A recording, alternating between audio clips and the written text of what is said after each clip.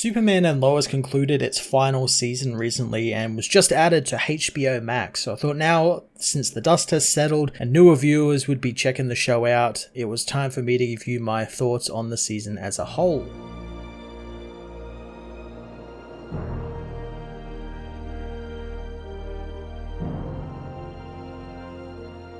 Superman and Lois sees the titular characters move back to Smallville with their sons Jonathan and Jordan after a family death, with hopes that a simpler, less noisy life will help bring them all together. But as Lois and Clark soon learn, that's a lot easier said than done when one of their sons begins exhibiting powers. A strange man in an armored suit shows up to combat Superman, and the mysterious Morgan Edge moves into Smallville to try and take over the town and gut it from the inside out. Superman and Lois takes place in CW's Arrowverse, albeit it's very cut off from the other shows like Flash and Batwoman and Legends of Tomorrow, and because of that, it's all the better. Instead of the now very cliched hallmarks of all those other shows and how many have just devolved into teen drama dreck that has outstayed their welcome by multiple seasons, Superman and Lois takes it in the completely opposite direction, going for a more cinematic, intimate approach to these characters, which makes sense. It's Superman, the granddaddy of pretty much all superheroes, so you have to do this big sprawling story that lives up to his grand stature. That being said, the show does big and sprawling, but it also grounds the characters really well thanks to being set in Smallville and being in this focused environment. And instead of having Superman punch aliens or supervillains every episode and blowing their budget on that, the show deals with very real life dramas like mental health, journalistic integrity, capitalism, and corporations that destroy small towns in America, and how a character like Superman fights those things not as a hero in a cape, but as a father and as a husband and as a reporter.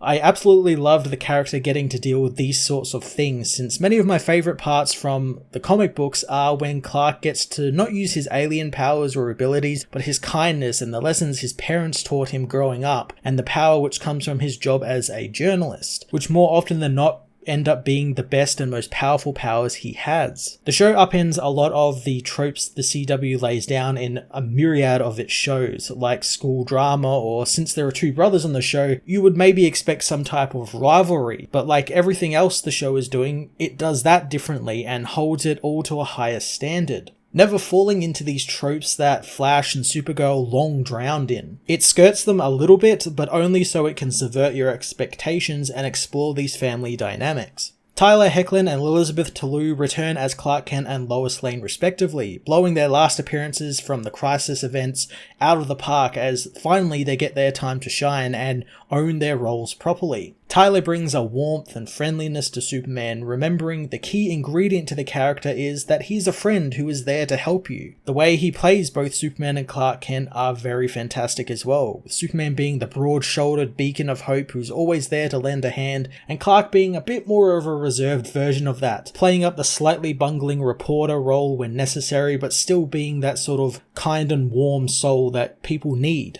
Jordan Elsas and Alexander Garfin join the cast as Jonathan and Jordan Kent, the two sons of Lois and Clark. Both play their respective roles so well and echo their parents while also being allowed to develop their characters on their own and give them their own voices. Both do a great job conveying how two teenagers would feel upon learning not only is their father Superman, but one of them has powers and the other doesn't, and they need to uproot their lives at a very vulnerable time for them. So there is a great dynamic there with both brothers supporting each other through their journeys and problems. Rounding out the cast is Wal Parks as the Stranger, who gets probably the most twist-filled, amazing character development than anyone in this show outside of Lois and Clark, which I won't spoil for you here because it's a pretty big reveal, but it perfectly showcases how Superman can change people's minds about him and help them be their best self. Eric Valdez plays Kyle Cushing, a character who starts out as your typical bullheaded bully character that all these kind of shows have, but again kind of subverting those CW tropes, he blossoms into this wonderful redemption story tied in with Emmanuelle Chikwi's Lana Lang, who takes the character in a really interesting direction thanks to her portraying this woman who never really got free of Smallville to realize her full potential, and she's kind of stuck in a rut, and it's only what happens in the show that she kind of finally breaks free from that.